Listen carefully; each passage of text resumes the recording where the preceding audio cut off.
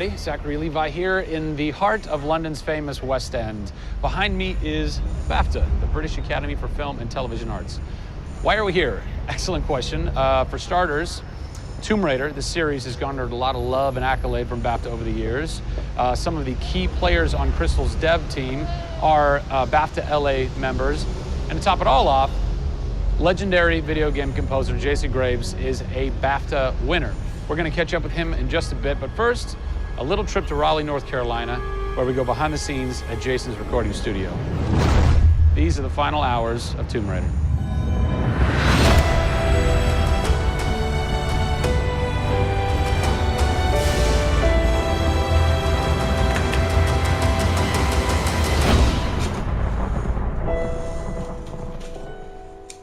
First thing we did was the theme. There have been many composers in the games or the films, but they've always used the original theme. They said, we want to start with a clean slate, new theme. I did it on piano, very simple.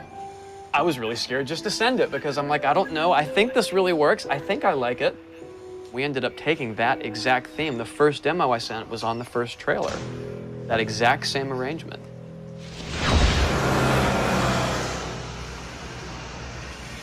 So, Jason, currently you're working on this reimagining of Tomb Raider. When you're taking on a new project, what are the things that attract you to that project? The heritage of a particular game, I think, obviously. And don't even get me started on Tomb Raider. I literally almost drove off the road. I was on the phone with the audio director. Like, oh, stoplight! And I had to pull over a little bit to not hit the car behind me. What I loved about Tomb Raider, what really drew me to the project was they had no pre-existing conditions. Because they wanted to get out of what it used to be. They wanted something new. They wanted something fresh. Jason's done hundreds of games at this point. He was an easy choice for us to go with on paper because he has such great experience. I listened through a lot of different material from a lot of different composers. I was really taken by how well he did the intimate stuff.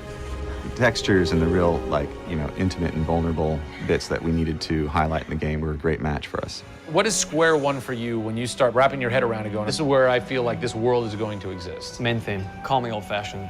Then it was a matter of finding out what kind of percussion would work. And always going back to the melody and the theme, because that's kind of the heart of the game. The most signature thing that we need to get right is Lara's theme.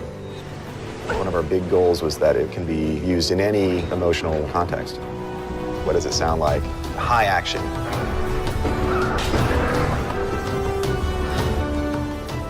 What does it sound like when she's in pain? For music, the gameplay and the concept art, especially with the scavengers and kind of the shanty town, corrugated metal, how everything's kind of this amalgam of different stuff that they found on the island. I was like, that's what I want the music to sound like. The bad guys are playing the music now. Alex said something like, it'd be really cool to have something, chains on a metal board or like you're banging a metal fence. 2 weeks later, Jason calls me up and he's like, so this guy who's like this sculptor who lives right around the corner from me, I was talking to him about the idea of creating an instrument. And I'm like, that sounds completely insane. We have to do that. Tackling the score to one of the most iconic franchises in the world brought a unique challenge. How best to capture the emotional timbre of the characters and island in music? People, I give you the instrument.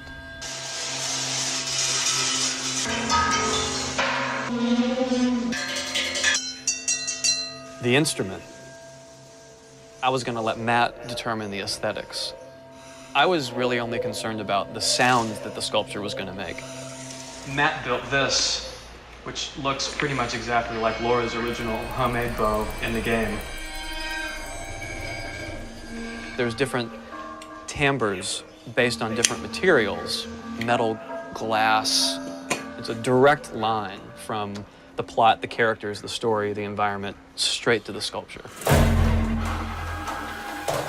We always wanted the island to have that character in itself. Creating an instrument gave it this unique identity. It's got a voice. Yeah. The very beginning of the game is nothing but the instrument.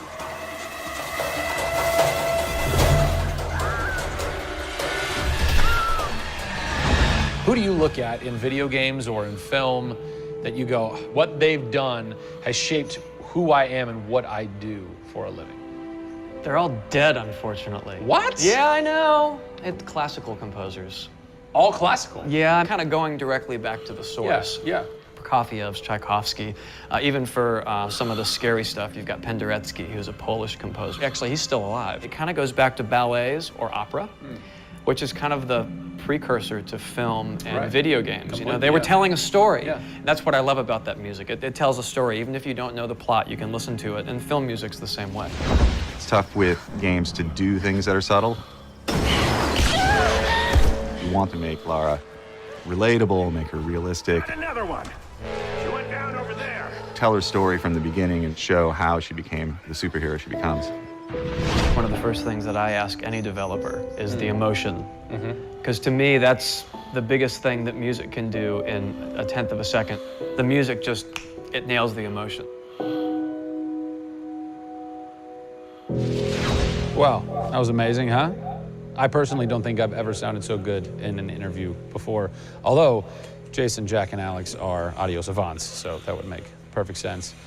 I cannot wait to jump into this game, not just for the amazing action, but the emotion and mood and tone that they're going to set with their incredible skill. Tune in next time for a special secret announcement that is going to change the way you play Tomb Raider forever. See you soon.